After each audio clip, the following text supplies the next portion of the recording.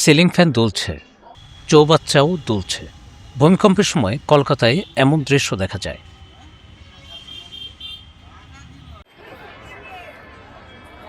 বাড়ি বাড়ি এমন অবস্থার বাইরে কলকাতার অফিস পাড়া, মার্কেট, শপিং মলে মানুষের মধ্যে দেখা যায় আতঙ্ক। শুধু কলকাতা নয়, এই ভূমিকম্পে কেঁপে ওঠে ভারতের পশ্চিমবঙ্গের 11টি জেলা। 34, 35 সানবিট 1 চামচে 30+ বাসন পরিষ্কার।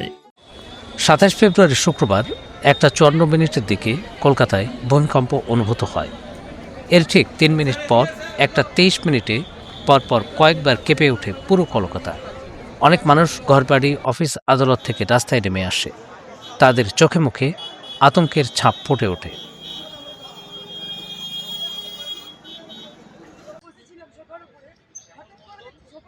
ভূমিকম্পের সময় পশ্চিমবঙ্গের বিধানসভায় নিয়মিত কাজ চলছিল। সেখানে কথা হয় কয়েকজনের সঙ্গে। কিন্তু নিমেষের মধ্যে 30-40 জন বিধানসভার কর্মচারী তারা বেরিয়ে এলেন, বেরিয়ে এসে বলেন, স্যার আমরা কিছু বুঝতে পারিনি, এক্ষুনি তো ভূমিকম্প হলো। আমরা তাহলে এই কাণ্ড হয়েছে। এটা আমার জীবনের প্রথম।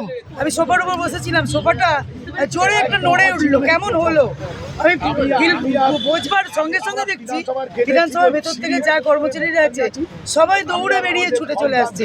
দেখুন আমরা সবাই বাইরে বিধানসভাতেই আসছিলাম, তখন ছোট বোনের সাথে অ্যাকচুয়ালি ফোনে কথা বলছিল। তো হঠাৎ দেখছি সে চিৎকার করছে যে আমার বিছানাটা কাঁপছে। তারপরে সে বলছে যে ভূমিকম্প হয়েছে, পুরো বাড়িটাই কেঁপেছে। মানে ঝাড়গ্রামেও ভূমিকম্পর পাওয়া গেছে। বিধানসভায় আসছিলাম আমাদের ওই রাজ্যসভার যে মনোনয়নপত্র সেই সই করতে। আমি গাড়ি শুদ্ধ যখন মা ফ্লাইওভারে, তখন আমার ড্রাইভার বলল যে স্যার কাঁপছে, কিন্তু ভাইব্রেশন হচ্ছে। তখন আমি মন দেওয়ার চেষ্টা করলাম এবং দেখলাম সত্যিই কাঁপছে। ভূমিকম্পের সময় দোকানে বসা ছিলেন এই ব্যক্তি।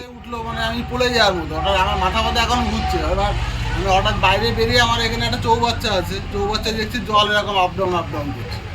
হ্যাঁ, মানে 3বার হয়েছে এরকম, একদম 3বার নাড়া দিয়েছে। ভালোই অনুভূতি, হ্যাঁ ভালো অনুভূতি। এই ভূমিকম্পের উৎপত্তি স্থল বাংলাদেশের সাতক্ষীরা। সীমান্তবর্তী পশ্চিমবঙ্গের বিভিন্ন জেলায় ভূমিকম্পটি অনুভূত হয়েছে।